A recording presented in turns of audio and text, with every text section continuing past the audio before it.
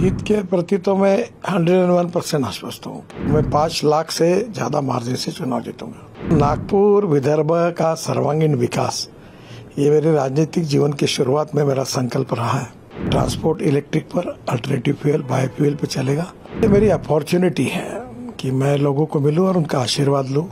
इसलिए मैं हर क्षेत्र में जा रहा हूं, लोगों से मिलना, man to man, heart to heart and house to house. जीत के प्रति तो मैं 101% आश्वस्त हूँ। किसी भी स्थिति में मैं बहुत अच्छे मार्जिन से जीतूंगा।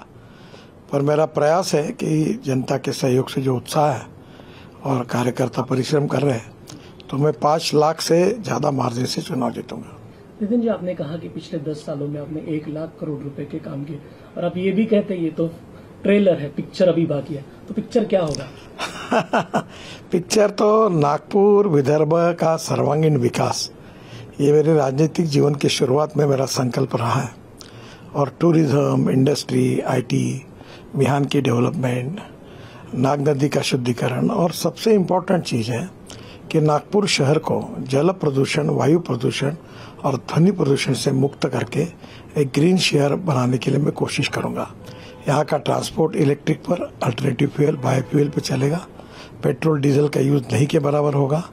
और नागपुर में विशेष रूप से अच्छे बगीचे, अच्छे खेलने के मैदान, हर विधानसभा क्षेत्र में 2 स्विमिंग टैंक, हेल्थ क्लब, और उसके साथ विशेष रूप से मैं कोशिश करूंगा कि नागपुर के युवाओं को, अभी 68,000 लोगों को बिहार में रोजगार मिला है, 1 लाख आंकड़ा में 1 साल के अंदर पूरा करूंगा।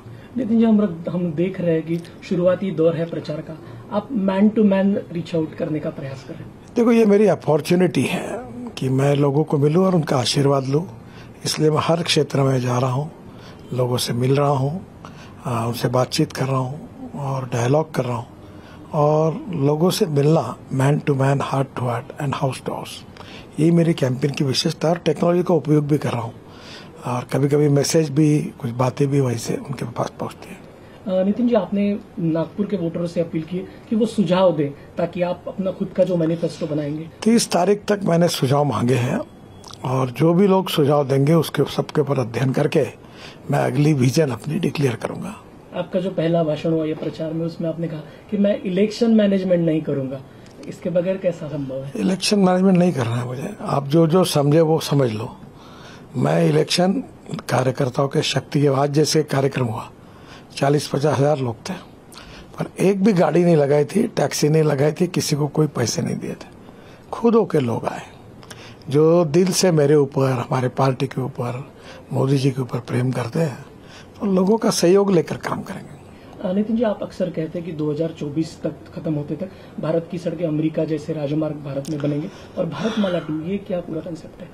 भारतमाला 2 ये करीब 8,500 किलोमीटर है, और भारतमाला 1 में 34,000 किलोमीटर है।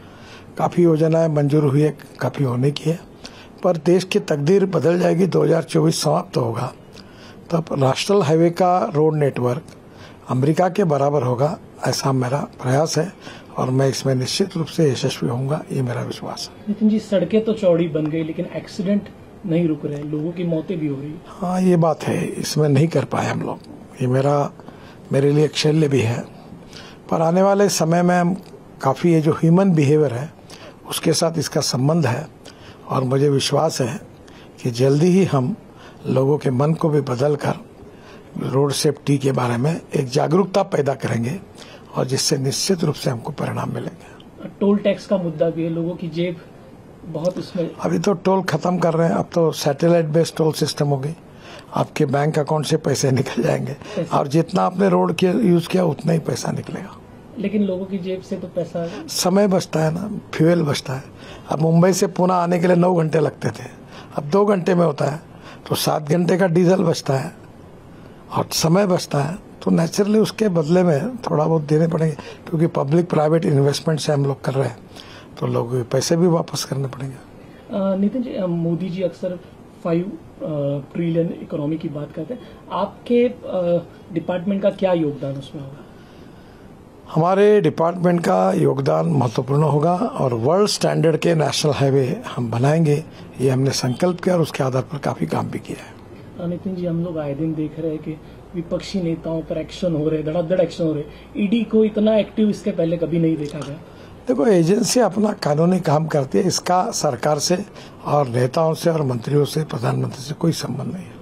लेकिन इतना फास्ट एक्शन होना विपक्ष को एकजुट नहीं करेगा ये सब? नहीं, ऐसा जो कानून अपना काम करता है। नितिन जी, 400 पार का नारा है बीजेपी का, ये कैसे पूरा होगा? हम निश्चित रूप से 400 से ज्यादा सीटें एनडीए विजयी होगी, ये मेरा विश्वास है। और पूरे देश का माहौल है कि देश का भविष्य बदलने के लिए गांव, गरीब, मजदूर, किसान का अगर कोई कल्याण कर सकते हैं तो मोदी जी के नेतृत्व में भारतीय जनता पार्टी की सरकार कर सकती है।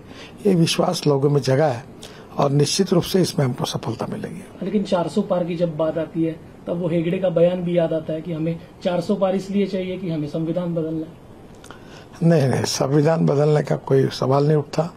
हमको संविधान बदलना नहीं है। हमको निश्चित रूप से हम संविधान की रक्षा करेंगे।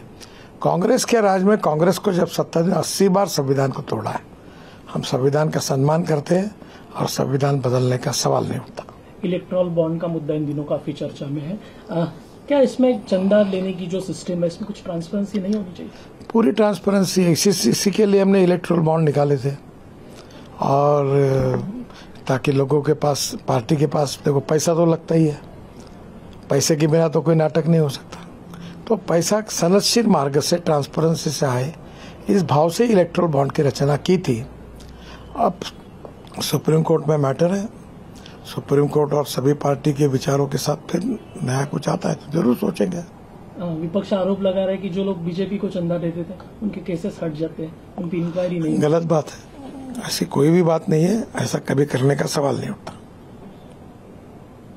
सर, किसान आंदोलन, एमएसपी की कानूनी गारंटी, क्या हल है इस पे? देखो, किसान आंदोलन है पॉलिटिकली मोटिवेटेड है।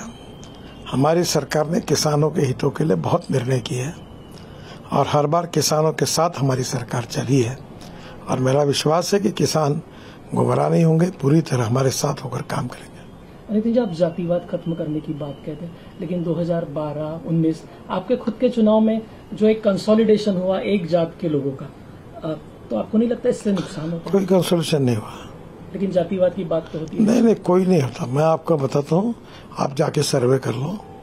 न कोई जात, पंथ, धर्म, भाषा और पार्टी, इसके आधार पर 10 साल मैंने काम करते हुए कभी किसी को डिस्क्रिमिनेट नहीं किया, और मुझे भी वोट देते समय कोई लोग इस बात का विचार नहीं करेंगे।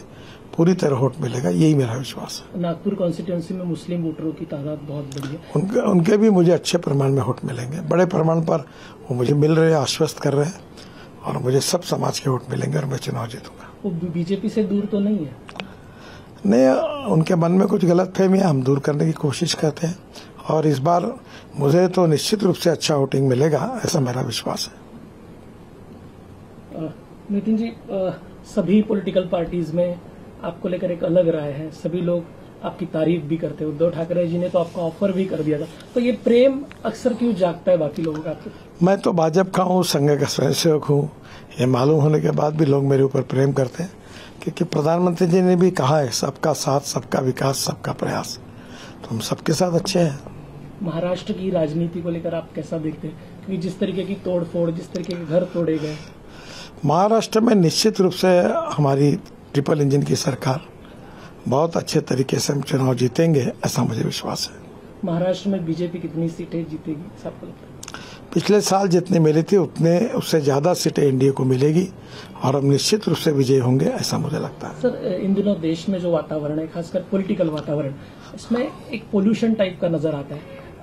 हर कोई पार्टी या फिर नेता एक दूसरे के दुश्मन, विचारधारा अलग बात है, ये ठीक है, लेकिन एक दूसरे के दुश्मन है, तो ये सब जो खटास है, ये वातावरण तो नहीं है, पर वातावरण का निर्माण होगा तो हम उसको सुधारने की कोशिश करेंगे। पिछले 10 सालों में 50 लाख करोड़ के आपने काम किए, कोई ऐसा एक काम जो आपके मन को छुआ हो, जिसने? जब साइकिल रिक्शा, लोग 1 करोड़ लोग साइकिल रिक्शा चलाते थे, साइकिल रिक्शा पर अपना पीठ पर रखकर 1 क्विंटल का बोरा लेके जाते थे, तो मुझे बहुत खुशी है कि मैंने मैकेनाइज्ड ड्रिवन ई रिक्शा लाई, कार्ट लाई, और 1 करोड़ लोगों को मानवता के आधार पर मानवीय शोषण से मुक्त किया। ये मेरे जीवन का सबसे बड़ा काम है। इंडिया गठबंधन है, वो कैसी चुनौती आपको? देखो, हमें अपनी बात करनी चाहिए। हमने इतना 10 साल में काम किया है जो 60 साल में कांग्रेस ने नहीं किया, और उसके भरोसे हम लोगों का विश्वास संपादन कर रहे हैं। हम जीतेंगे और मोदी जी के नेतृत्व में हमारी सरकार फिर से आएगी। नितिन जी, आप विपक्षी नेताओं पर क्यों टिप्पणी करने से बचते हैं? बहुत ज्यादा कुछ आप बोलते नहीं। मैंने ये तय किया कि मैं अपने जो काम किया वो अपनी बात लोगों को बताऊंगा। उसी प्रकार से मैं अपने काम पर वोट मांगना चाहता हूँ। दूसरों को नीचे दिखाकर टीका टिप्पणी करके मैं नहीं करना चाहता। एक अंतिम सवाल, आज बीजेपी जिस पायदान पर खड़ी है, पिछले जब से आपने राजनीति शुरू की, पिछले इतने सालों का संघर्ष आप कैसा देखते हैं और आज इस पायदान पर? देखो, आज जिन कार्यकर्ताओं ने, जब हमें प्रतिकूलता थी, सम्मान नहीं था, सपोर्ट नहीं था, तब जिन लोगों ने अपना जीवन पार्टी के लिए दिया है, बलिदान किया है, उनको हम कभी भूल नहीं सकते। और आज हमको ये दिन दिखने के लिए जो मिल रहा है वो उन्हीं के बदौलत, उनके परिश्रम, मेहनत और त्याग के कारण, उनको हम कभी भूल नहीं सकते।